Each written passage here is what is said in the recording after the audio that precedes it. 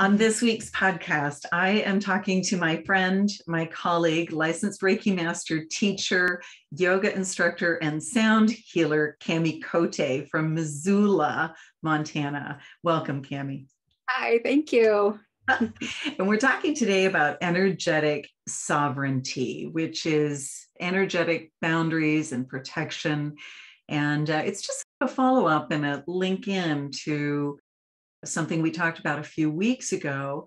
And it actually involves our topic last week as well on courage. So I'm really glad that you're here. Before we go too far, I just want to let you know about some of the things we have coming up at the farm.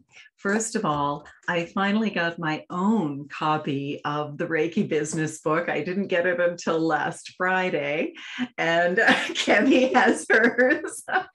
Cami's actually featured in the book, and so I'm really excited about that. And of course, you can purchase those books on Amazon. You can also get them at Chapters. You can ask your libraries to bring them in. They're available in Canada, the United States, the United Kingdom, throughout Europe, and in Australia and New Zealand. Go ahead and check that out if you are either interested in starting a Reiki business or if you simply want to bring more Reiki into your life. I also invite you to look for my new article on weaving Reiki into your life. That is something that was inspired by one of the chapters in the book. And that's in this season's Reiki news magazine, which is just on newsstands now. And we can put a link in the podcast if you'd like to order a subscription to the Reiki News Magazine. I want to let you know that in July, I do have the RMA classes, which is a level 1 and 2 and master class with the new World Peace Holy Fire 3 Reiki Energy. And those are being offered online in a European and Asian friendly time zone. So it'll be evenings in Asia and regular time in Europe. So I'd love to have you join me if those work for you. And also in July, I have a very special class coming up on Campobello Island. It's an animal Reiki class, and we're adding a day so that we can actually get on a boat and go out and do some whale watching. And I've talked to the captain of the boat, and he says sometimes we also see puffins, the rare puffins and razorbills, and we're sure to see, in addition to the whales, lots of seals and porpoises and lots of sea life. So if that class speaks to you, Campobello Island is a really special place. Those classes, level 1 and 2 and masters for animal Reiki, are also being offered in July. And in August, I have a Karuna Reiki class in an Australian friendly time zone, as well as an animal communication class in the Australian friendly time zone. Now, Australian friendly time zone means that it sometimes works for some of our Asian friends, and it is a little late for our European friends, but it just means evenings in North America. So if those make sense to you, please join us. Cami, what have you got coming up in the next little bit? Yes, I will be teaching all levels. So Reiki 1 and 2, Master and Karuna in Spokane, Washington, which is about 3 hours from where I live. I have developed a great community over there, and I've been teaching there for years now. And finally, after a 2-year hiatus with COVID and buying a home and moving and all the things, all the things. I finally get to return to my community in Spokane, which I'm really excited about. My classes are almost full, but there is a little bit of room in each one, like one spot in Reiki 1 and 2. Oh, fantastic. So grab that spot really quickly if you're exactly. Yeah. And then I take July off. I find that because I live here in Montana and it's always beautiful here, I like to take the time off just like everybody else does. So I take July off, and then I'll be teaching animal Reiki courses Animal Reiki 1 and 2 and Master in August. And then we'll be in Sedona. So Sedona International Center for Reiki Retreat, which you're presenting at. Am I right? I am presenting there, yes. And I'm presenting as well. I forgot to mention that, Cami. We should probably put a link to the Sedona retreat because it's almost full as well. But I still think there are a few spots if anybody wants to join us. So I'll put a link to that in the podcast as well. Yes. Yeah, I'm looking forward to that, where we get together with a lot of our ICRT family. And I don't know, the Reiki, there's something special about the Reiki retreat. It just energizes us and seems to take our Reiki to another level, doesn't it? And yeah. And if anybody who's listening is also interested in becoming a licensed Reiki master teacher like Cami and I are, and doing the extra 1,000 hours of training and so on, one of the requirements is actually attending a specific meeting at the retreat. So do think about joining us. And this year, people can join us for the Reiki retreat, both in person and online, can't they, Cami? Yes. Yeah. So I'll definitely put a link there. I know that the online will have plenty of space, and the in-person, though, is getting rather full. But join us if you can. Thank you, Cami. I'm going to just invite everybody to bring their hands together in Gasho now and activate their Reiki energy as we talk about this important topic of energetic sovereignty and boundaries and protection. Sometimes we get into Reiki because we are a bit more sensitive and more able to sense these energies that are around. And Reiki gives us the tools to deal with them. And if there's anything that you'd like to learn about, or if you have any discomfort around it, I just invite you to invite the Reiki energy to release the discomfort now. And we'll be doing an experience toward the end that will return us all to our sovereign state. And just invite sovereignty into and through you, and invite your boundaries to reinstate themselves if they have been blurred recently, or if there have been people or events that have been pushing against them and causing breaches. We just invite energy, the Reiki energy and their symbols, to flow through and around us. And open our ears to hear the parts of this conversation that are the most important and the most pertinent to us. We are blessed to be of a lineage of light bringers who are creating wellness on the earth today. And that includes you creating wellness within you. Thank you. Mahoma Takwe Oasin and Namaste. So Cami, I noticed that you had put up a Facebook post on this topic, and I said, oh, hey, that's a fantastic topic for a podcast. So thank you for agreeing to be here with us. What does energetic sovereignty mean to you? This is, and something that you said in your prayer was about being open to hearing, even if you maybe had some type of aversion to hearing, if you will. And I can just say that I've personally had that aversion my own self. Like, I wanted to shut all of this stuff out. I wanted to turn it off for a long time. And because it was confusing and I didn't know what was going on and all of that. And so I'm really thankful for all of the tools that I have learned to be able to help me get energetically sovereign.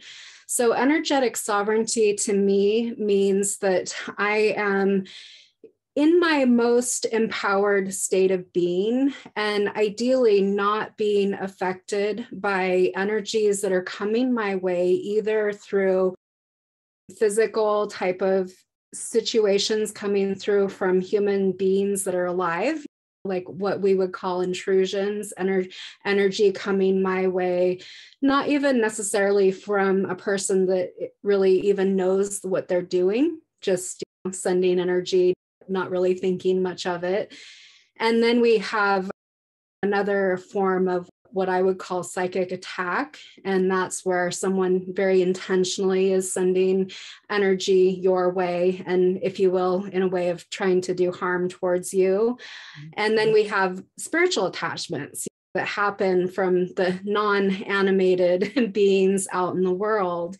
And so ideally, as I maintain my own energetic sovereignty, I'm not being affected by all of this energy that is all around me.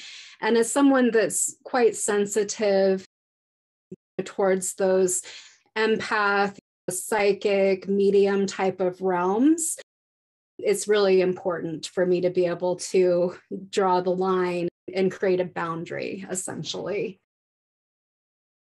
I find boundaries. I identify as an empath, and a lot of my students do as well. And so I've had a lot of experience with empaths, and I find boundaries can be really difficult.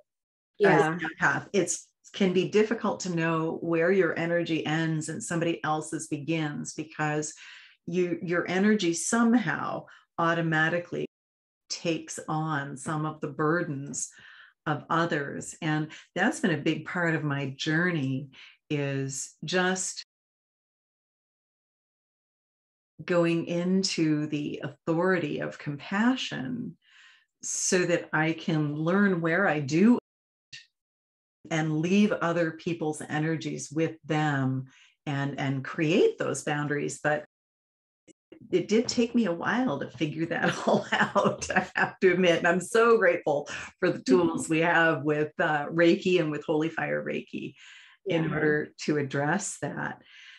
So you brought up quite a few things, intrusions. Can you tell us a little bit more about those? Yes. So intrusions are, and this was actually, I started learning more about intrusions and how to name them through taking training with Colleen, our teacher and mentor. Though in realistic reality, I guess, I was learning about it prior to that. I just didn't have the vocabulary for it. No. And so I was thankful for the word intrusion. So intrusions are energy that, like, let's say I was going to not feel so good about something going on in my life, and I wanted to project that towards Pam, for example. And so I would send negative energy that way, sometimes even not in a specific, like, knowing way, like maybe there's a little bit of envy or a little bit of, like something like that coming up, like, oh, I wish not intentional, just right, exactly. We can pick up those intrusions, just not always intentional, but they certainly do happen. And again, it's more or less little energy hits is the way I would explain it. So energy leaks in a way. And if you look at, for example, the Reiki 1 and 2 manual, where it shows the picture of the person with their 7 chakras, and then how they have the 7 layers of the auric that connect with each one of the chakras. The way that it's been taught to me is that the 7th layer, which connects with the 7th aura, is what we would call our personal bubble space. Okay. And that is like the layer that oftentimes as empaths, we can allow to be very big. Yeah. And it actually serves us better to have it be in that, as far as we can reach, 3 or so feet around us in every direction. But because we have this tendency to let it get so big, we invite energy in that's not necessarily for our personal highest good. So we can work with, like, shoring up that energy leak by calling our aura back into us. And then as well, I don't pay so much attention to the next ones, except for then the first one that connects with our root chakra. And the root chakra is the one that's generally right outside of our skin. Mm-hmm. And that's like our energetic, our last defense, essentially, as far as our aura is concerned. And so when energy makes it through there, then that's going to affect us. And it comes through that 7th layer. And if it makes it all the way through, like the aura system, and everybody has a lot of different beliefs out there about these different things. The way that I've personally seen it and the way that I've been taught and mentored around this is that these different energetic situations that are happening can make holes in our aura or make tears in our aura, different things like that. So then we can actually go back through and smooth it out again and like repair, if you will, with the Reiki. Aura with Reiki to not have that come through. So at any rate, the aura system is a big part of it. And then grounding is a big part of it. So first I would go to grounding and then the aura. But yeah, the energetic intrusions coming from someone else, sometimes intentional, sometimes not intentional. And it's a real myriad of various energies that can come our way from generally emotional types of things. It could be through, like I said, envy or jealousy, or even anger, or just any of the myriad of emotions that we can experience. Yeah, I agree with you. I've always had a big energy. And so it is really easy to be open and pick up those things, even though it's not intentional. Yeah, so and what tools do we have that are particularly helpful with intrusions when they do make their way into our aura and into our energy? Yeah, so speaking specifically about Holy Fire Reiki, which is what we're mainly working with. First, the Holy Fire healing or the Holy Fire meditations. So the master meditation where we sit and we bring in the Holy Fire energy. That's a really good one. And I often like to see the Holy Fire as my aura. And it's, if you know the symbol and all of its properties, it really is meant for this.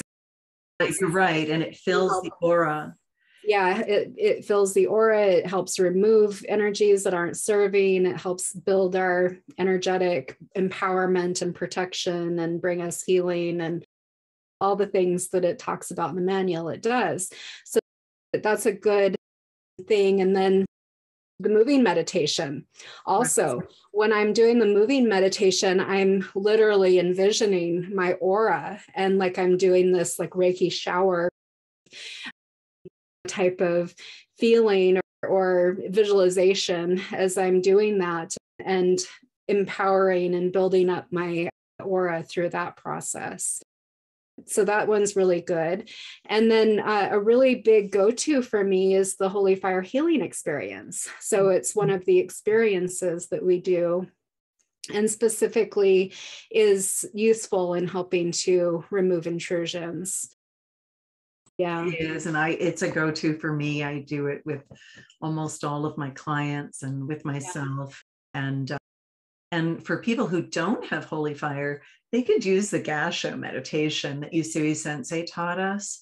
And the moving meditation would work without Holy Fire as well. And I just thought, I just noticed that in the new article that there are the steps to the moving meditation there, if anyone is interested in having a look at it. And it's also part of our master teaching. Yeah, and as well, if you happen to have been, because I was a Usui Tibetan master before becoming a Holy Fire master, you could also do the aura clearing technique. That's basically the Holy Fire healing experience. was to replace the aura clearing technique. And the healing attunement too, yeah, Cami, right? yes, Yeah. yep, yeah, Beautiful. yeah. So good tools we have to work with. We have amazing tools. I'm so happy that we do, and it's so helpful for those of us who are sensitive to these things and can recognize them. And let's talk about psychic attack, and because that's something that has happened to me, and I know it's happened to you. It's not usually very comfortable. I spoke with William Rand about psychic attack because it had happened to me just before I went on to a Reiki retreat at his home in Maui. And I wanted his impression of it. And I was really surprised. He said, Pam, I'm always happy when I receive a psychic attack. And I thought, oh my gosh, William, you've got to be the only person in the world who feels that way. But he had such a unique way of looking at it. He said that for him, psychic attack shows him a part of his energy field or aura that needs some work, that needs some attention, has got one of the rips or tears that you had mentioned. And so he's always appreciative of it, and because it points it out, and he may not have recognized it otherwise. And he said, what you've got to understand about psychic attack is that it's not the person's beautiful soul that is attacking you. And he said it's a second heaven energy or being or entity that is connected with that person or attached to that person who feels threatened by you. And that's where psychic attacks come from. And I thought that was such a unique take on it, Cami, that I really wanted to share it. What are your thoughts on psychic attack? And it does feel awful. Yeah, no, I really agree with what William said. And for some reason, I feel like I've read something along these lines in a manual. And I was actually trying, we go through these manuals all the time. And I was trying to specifically find it so that I could give a page. And I wasn't finding it today before our meeting, but where he had mentioned that psychic attack oftentimes is pointing a direction into something that we need to learn about ourselves, essentially. Right. And so I'll back up one brief moment from that and that realization, because I don't remember the year, but it was some years ago, I started feeling really off and I couldn't put my finger on what was going on. It must have been, because I was Reiki 1 and 2, but I wasn't a master yet. So it was quite some time ago, and feeling really off and couldn't figure out what was going on. And it went on for a couple month time period. And I was really like not normal, as I would put it. And I really sat down. I've been a yoga practitioner for a long time, a meditator. I had Reiki for about 6 months at this point. And I sat down and I really got quiet and I started listening. And I was like, what is going on here? And my intuition, if you will, my higher self, my authentic self, whatever we want to call it, told me that I was being psychically attacked. Wow. And all the way down to the person that was sending it to me. I usually get the person too. And that was a big realization for me to, oh my gosh, because this was actually a friend of mine that was sending this energy. And it wasn't an accidental thing. It was an intentional thing. Oh, darn. Yes.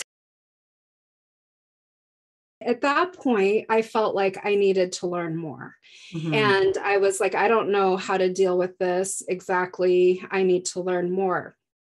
So I signed up for what is called, my clairvoyant teacher calls it the kindergarten class. But I'm trying to, peace and safety in a spiritual world was the name of the class. That's a great name. Yeah, I was like, I like it. Mm-hmm. And It was a 6-week class, and I learned so many great tools in that class. So a lot of what I was talking about with the auras, I learned that. I hadn't learned that. Of course, in a Reiki training, we touch in on these things, but we don't get this opportunity to go super deeply into all of these different things. And one of the biggest and best things that I learned from that was that grounding was so important. However we did it, grounding was like a key aspect. And then secondarily, keeping our auras pulled in and drawn in. And my teacher at that time said, Cami, your aura is as big as Missoula. So I've heard things like that too, Cami. Not a huge city, but it's like expansive because I'm in Montana. And so that's, I don't hear Missoula, but I hear this. Yeah. Okay. So it's like you got to learn how to rein that in. And it's really about intention. It's not like I don't necessarily see it, though now I can more energetically see it the more that I've worked with it. But it was really an intentional practice of calling the aura back in to where I was at. And so anyway, then I felt pretty, I have to be honest because that's who I am. When I took that training, I thought, I'm going to fight fire with fire. Right. I am going to send it right back. Yeah. Well, then I realized through the process, that's not who I am. And I just really learned that I can keep myself protected and have that energetic sovereignty within me. And I can just say, return to sender. I don't need to take this on anymore. Return to sender. So a lot of people, when I tell this story, are like, how do you know what was real or what wasn't real or anything such as that? I'll tell you, as soon as I started learning return to sender, this person started reaching out to me again. I hadn't talked to her in 5-6 months. They recognize when you start making the boundary, when you start cutting the cords, when you start returning to sender. And this person wanted to have lunch. We had lunch, and she fully admitted to what she had done. Wow. I was like, okay, so huge confirmation there on that level. Since then, naturally, I've had Reiki training and master training and holy fire training and all of these different things. And I was going along pretty well for a long time, feeling like I really had this figured out. Yeah, me too. And then wham. Exactly. And every once in a while, something might come up, but I'd use one of our tools and, everything would be good and what have you. But then, as we were talking earlier, like sometimes things just really catch you off guard. Yeah. And that exact thing happened to me this spring. I was dealing with some stuff going on in my life. And all of a sudden I realized that I was dealing with psychic attack. Wow. And I was like, okay, so this is really, number one, a good learning experience for me, because just as I thought I had it all figured out here, like we're not immune. You're doing the thing. I got it all. And so it was really, though I didn't want to be going through that specific issue, it was helpful for me to remember. And in the process, interestingly, as I was going through that, I had 2 different students reach out to me that were also dealing with psychic attack and looking for additional tools.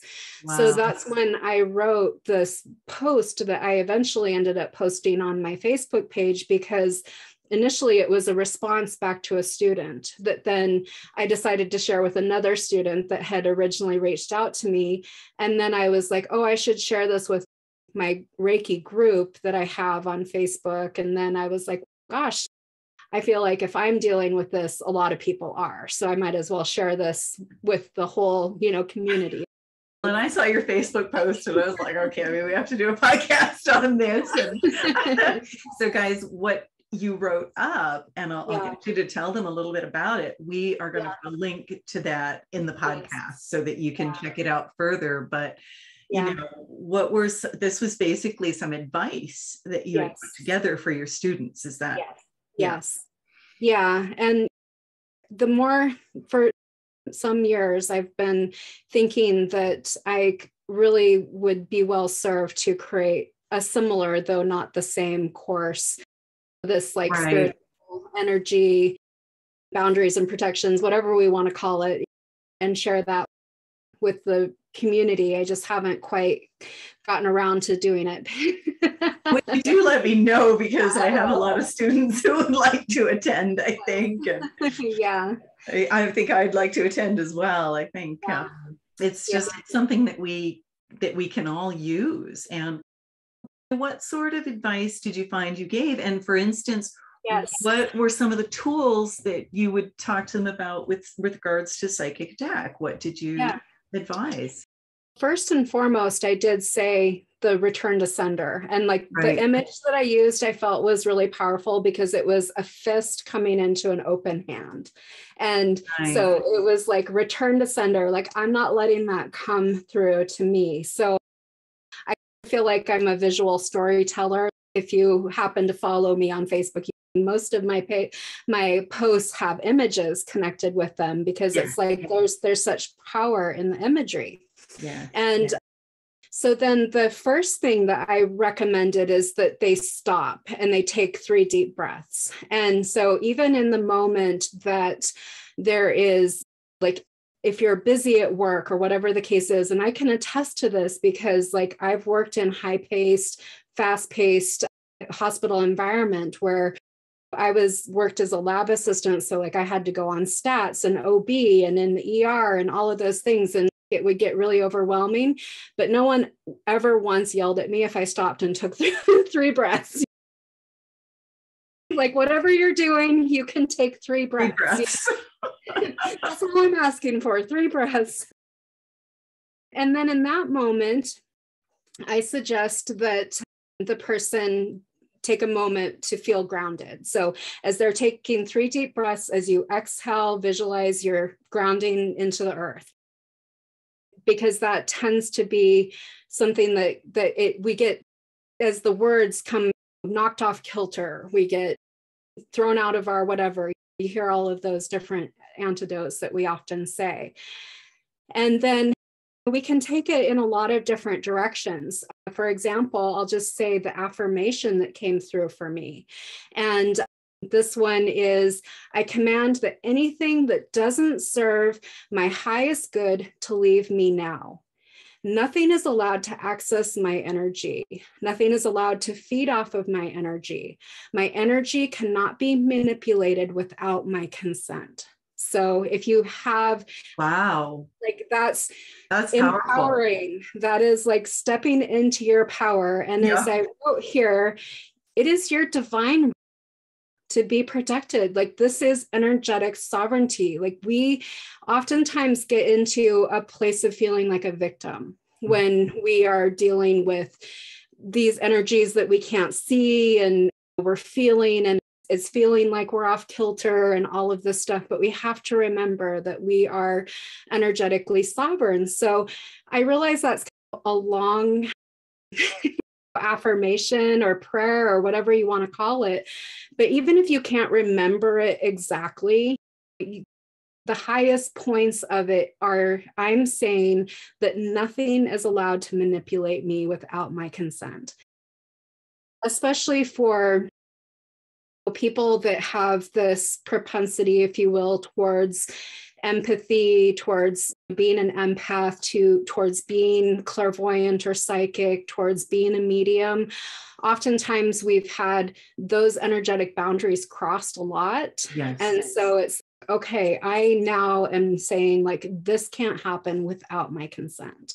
And so we're putting a pretty big energetic boundary right there with that.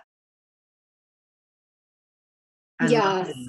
And so then again, it's just to allow that. And then in the event that you have had what I might consider to be an episode or that type of thing come through, naturally a clearing is really good. So first and foremost, really easy wherever you're at, the really quick and really easy. Then later, if you have more time, you can do a meditation, you can take a salt bath, you can, take a shower, anything that works like that. Naturally, self-Reiki helps. Sometimes though, like these things come at you and you don't quite have the time to really go hop in the shower. So it's like, okay, that Kenyoko is my like number one go-to whenever something like this comes my direction. And then again, like I said, grounding. So getting back into the earth, getting back into, if I can, I live in a snowy part of the world. So if it's winter, I'll be grounding inside generally. Like I'm not one of those people that wants to put my feet in the snow for very long. I have put my feet in the snow, but it is rather short.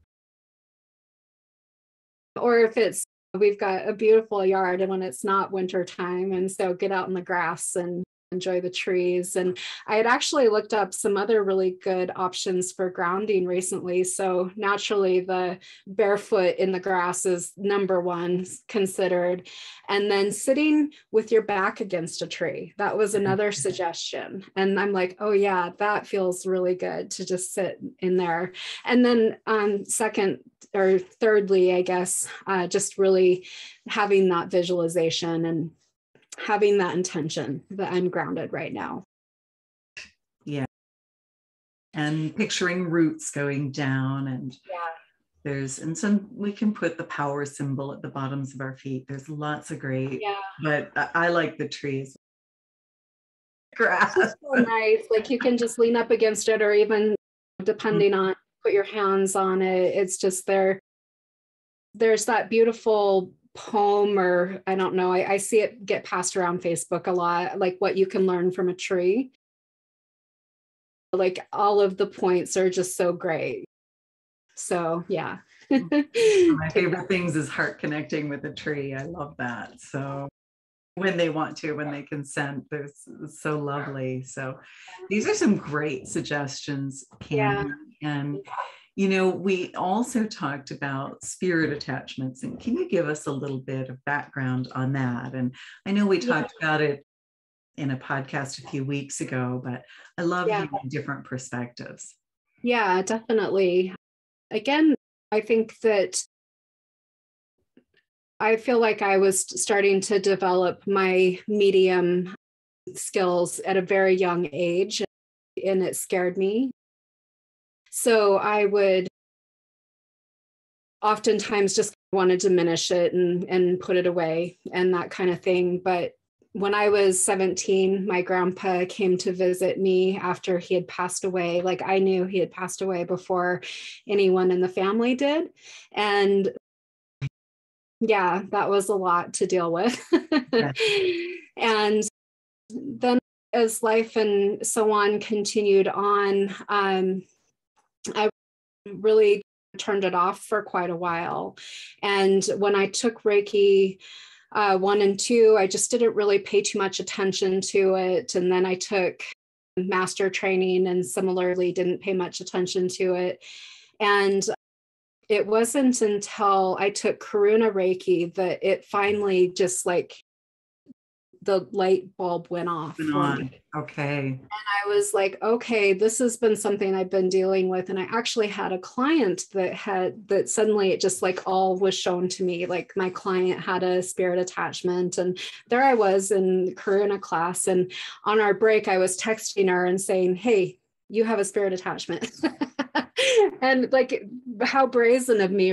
But thankfully it was a good friend and client both. And she was like, yes, you're right. And so she like immediately got the yes, that was true. And so we set up an appointment to see each other that following week and remove the spirit attachment. And then from then on, it just started showing up in my life more and more and more.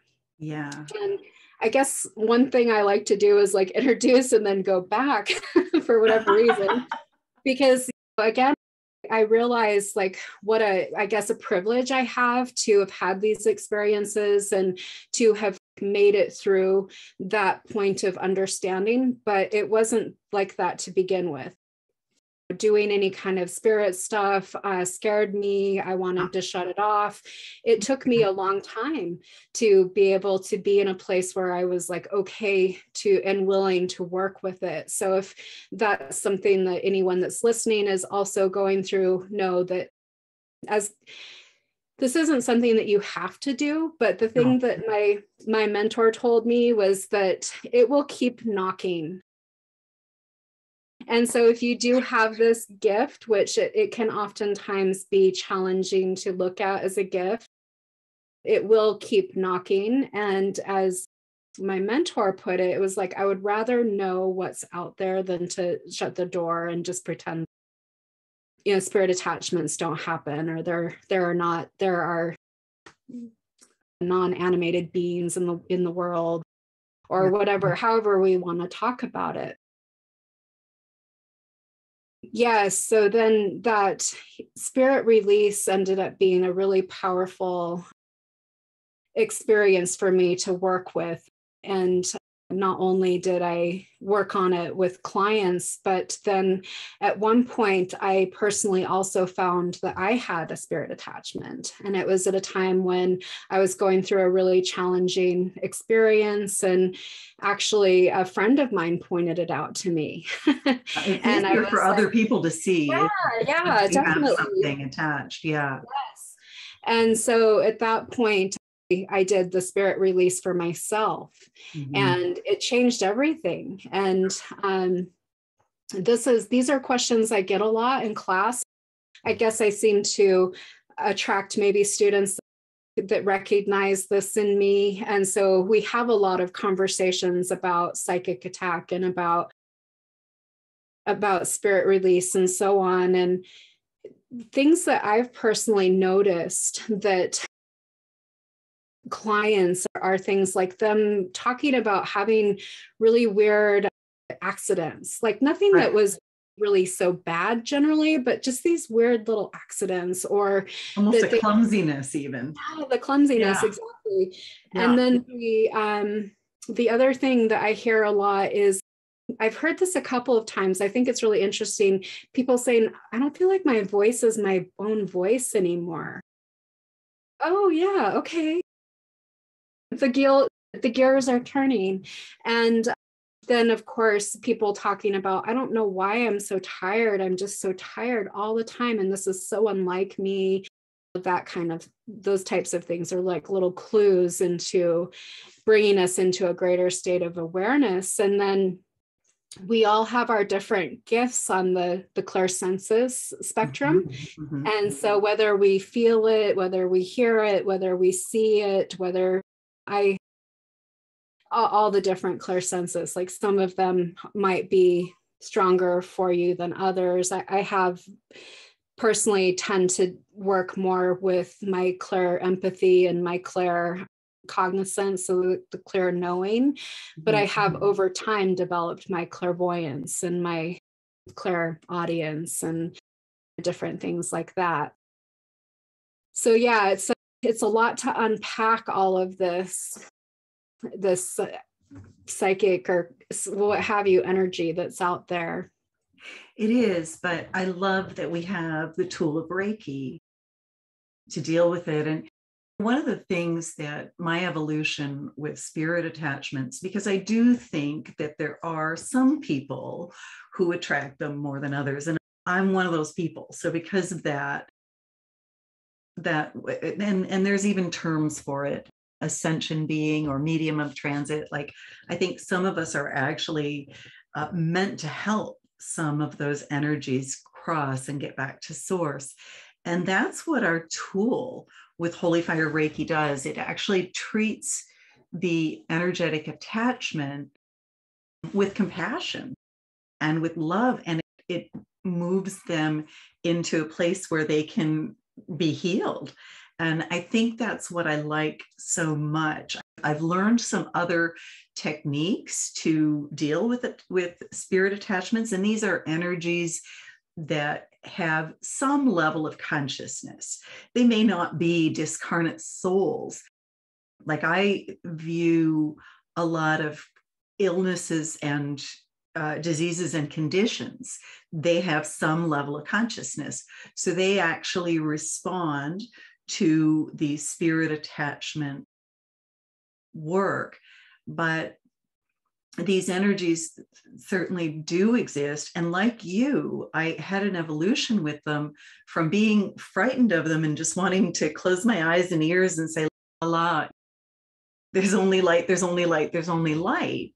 And one of the things that I find really helps me whenever I teach the spirit attachment work, and we go into a fair bit of detail because a lot of my students are very familiar with it and want to know what to do and have a lot of questions.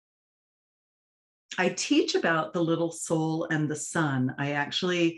Carolyn Musial told me that she brings that book and reads it. It's a children's book written by Neil Donald Walsh, who also wrote Conversations with God, and actually read that in my classes just so that we can understand and maybe form some empathy for these trapped spirits or souls or energies with consciousness.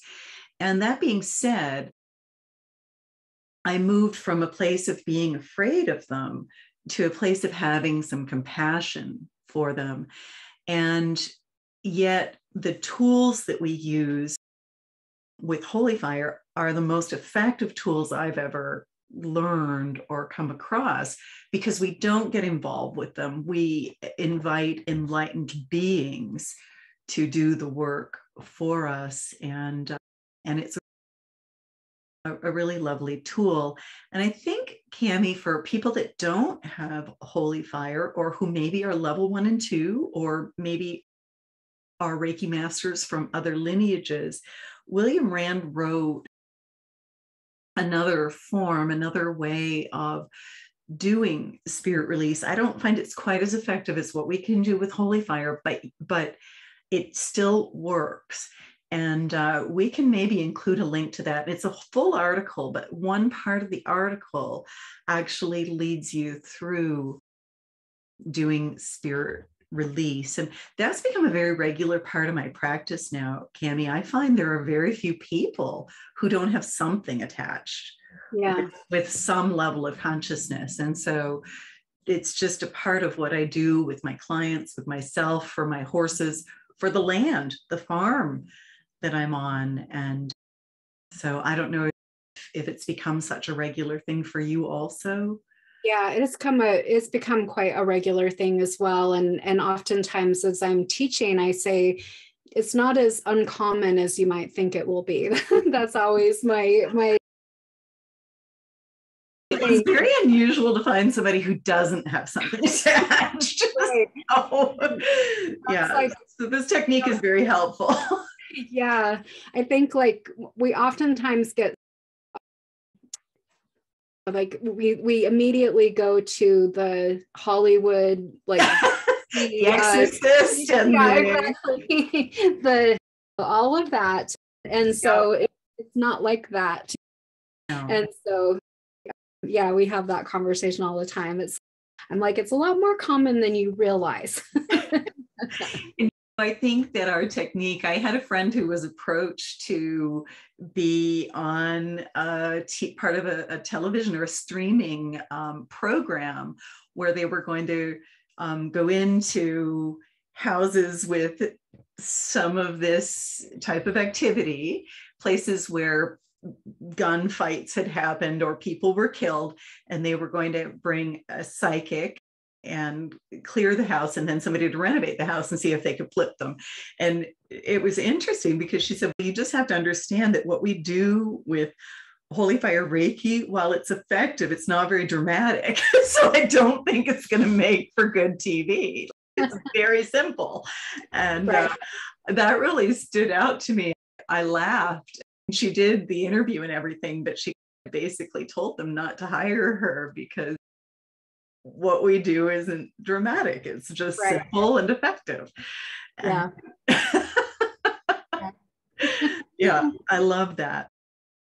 Is there anything else you want to share with people about these topics? Is there anything we haven't covered?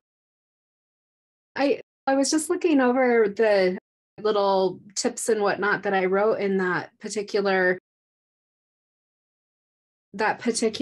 article or that post that I put.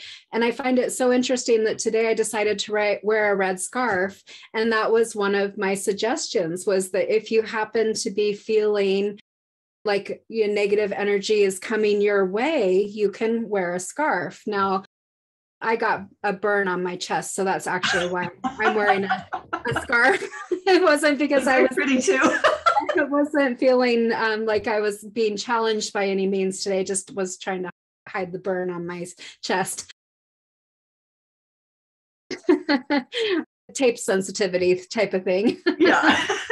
So anyway, so yeah, wearing a scarf can be really good. A hat, and so I had said there's something about covering up your crown chakra in the event that like a lot of psychic energy is coming your way.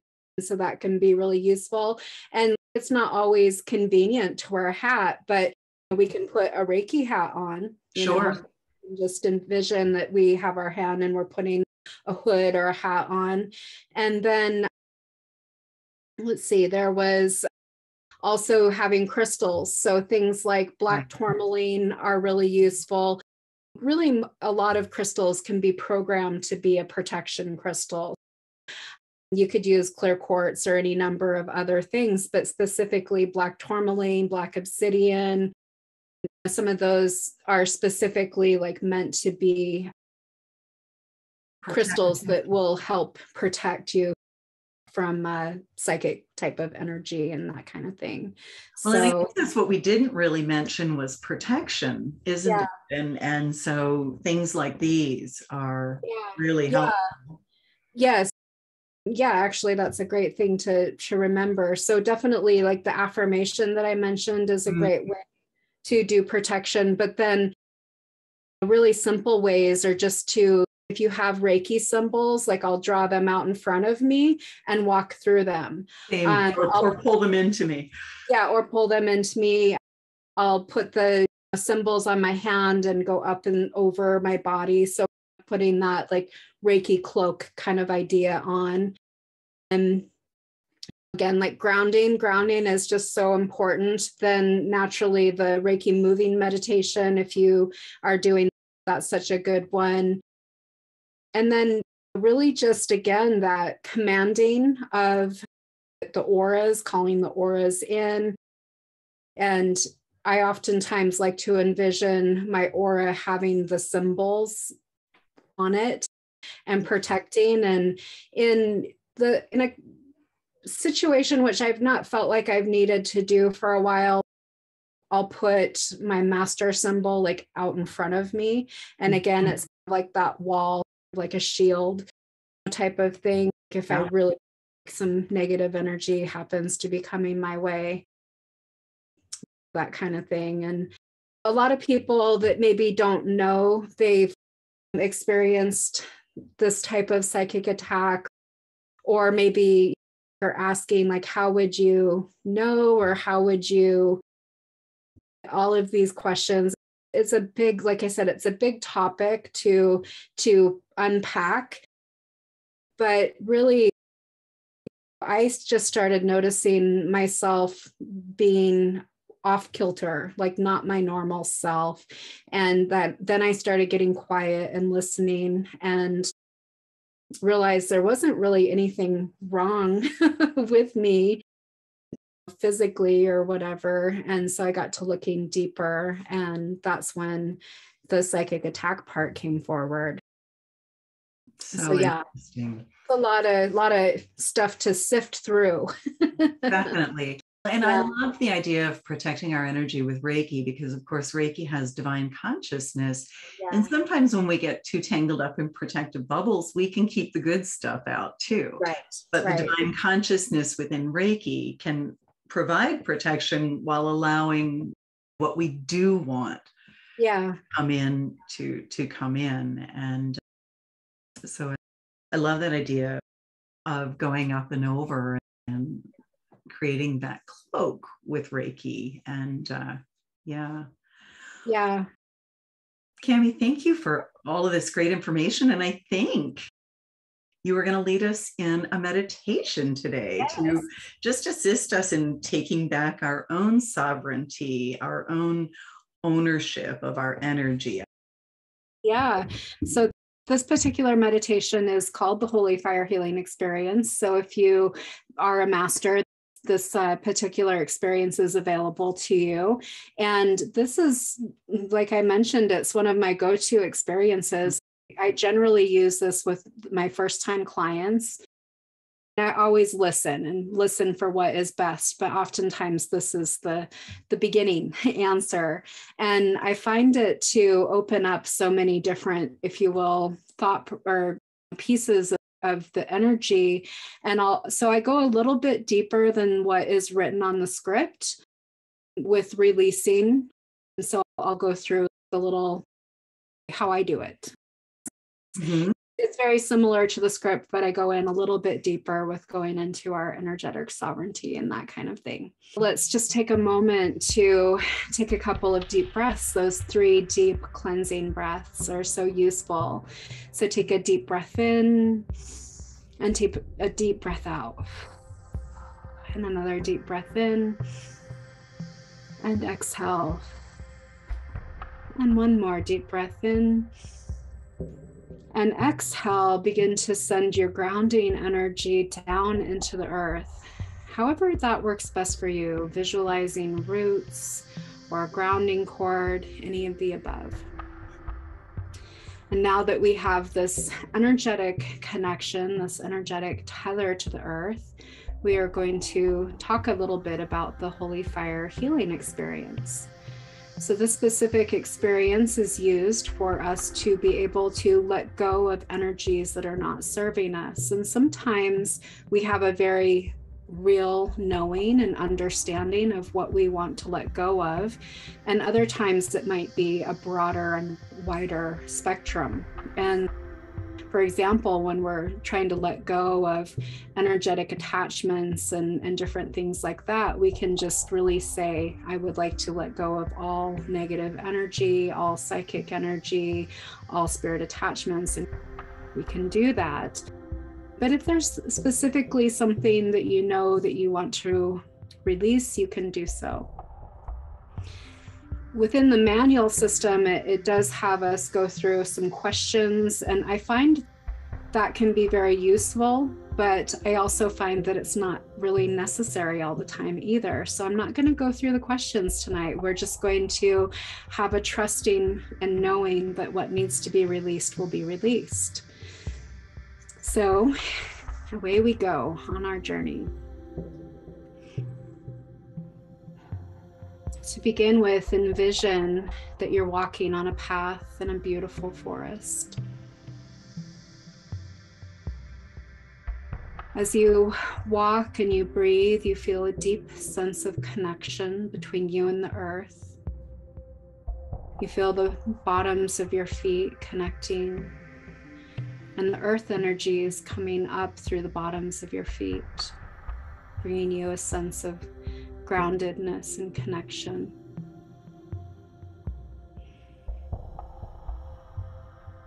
As you walk along, you experience the trees and the grasses, the flowers.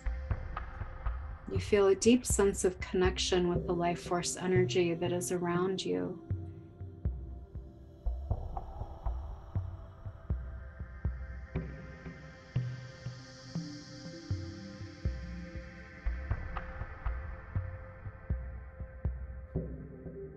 As you continue to walk, you notice that the pathway begins to branch off, and there's a pathway that leads to the right, and you feel compelled to take that path, so you do.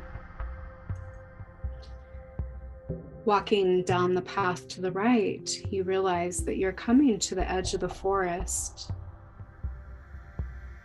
And with your next steps, you step out into a large clearing. in the middle of the clearing is a small hill covered with grass.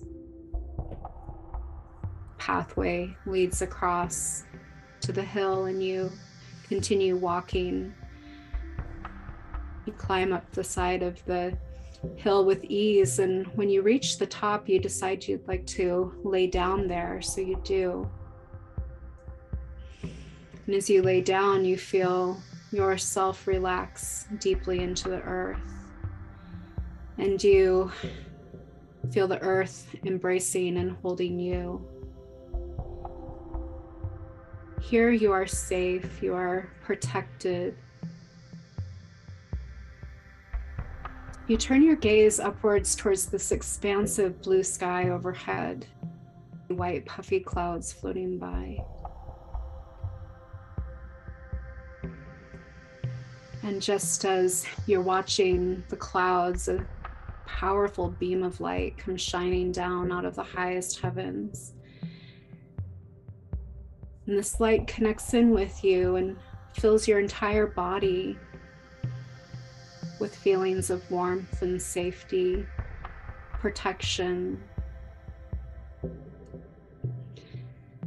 This light is the light from the highest heavens.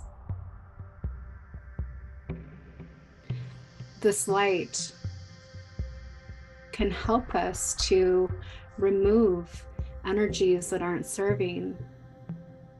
It can release assignments that we've been given in this lifetime and in past lifetimes.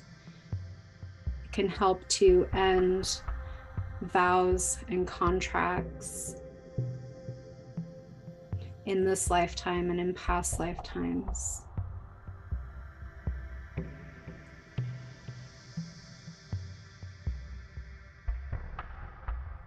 It can help to release any and all energy that isn't serving our highest good.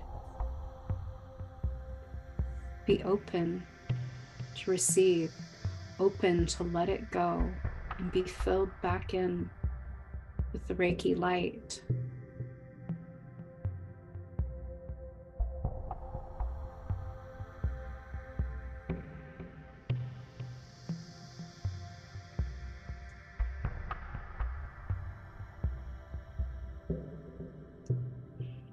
Remember that you are an energetically sovereign being. You can command that anything that doesn't serve your highest good to leave you now. That nothing can use your energy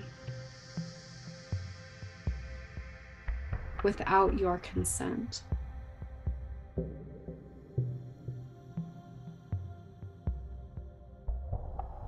Look into the light and allow the light to guide you. The light is guiding you now. Follow the light.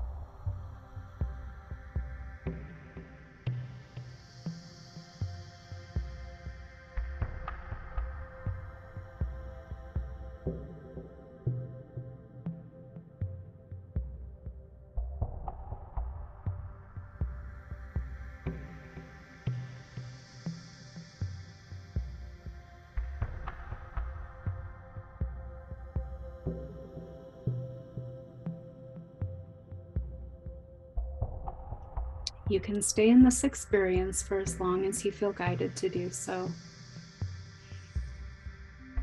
And as you feel ready to journey back, just begin to come back with your breath, taking those 3 deep cleansing breaths.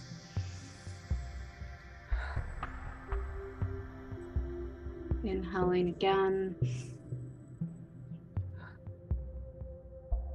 And one more time. Further letting go of anything that isn't serving you.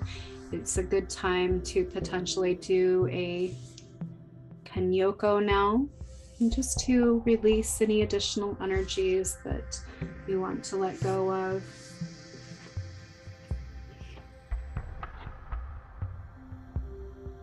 And when you feel ready, you can come back into the space and time.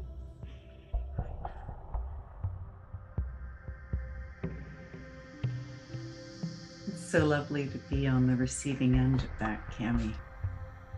Thank you. I want to thank you for being here with us today and just sharing all that you've shared about this wonderful topic. I wonder if you can end for us with your affirmation that you use. Yeah, absolutely. So this is the affirmation. And again, I'll send this little piece that I think it'll be easier if I just send you the write, and then you can post it in your podcast. Sure. So this is the affirmation. I command that anything that doesn't serve my highest good to leave me now. Nothing is allowed to access my energy. Nothing is allowed to feed off of my energy. My energy cannot be manipulated without my consent. And really that last sentence, if that's all you can remember, I think that really hits the nail on the head. So my energy cannot be manipulated without my consent. And so then we're standing in our power and our spiritual sovereignty. I love that. Cami, thank you so much. And I want to take a minute to say thank you to the listeners. We so appreciate you and just all the light that you are spreading in the world today. And we hope that some of what we've talked about can just help you remain more sovereign as you do your work. So thank you for being you. Yes, definitely. And like I said, this is a lot of information to unpack, and we're all on our journey in our own ways. And so if this isn't quite resonating with you yet, know that someday it might. And this information might come in handy in the future. Absolutely. Yeah. Thank you. Namaste. Namaste.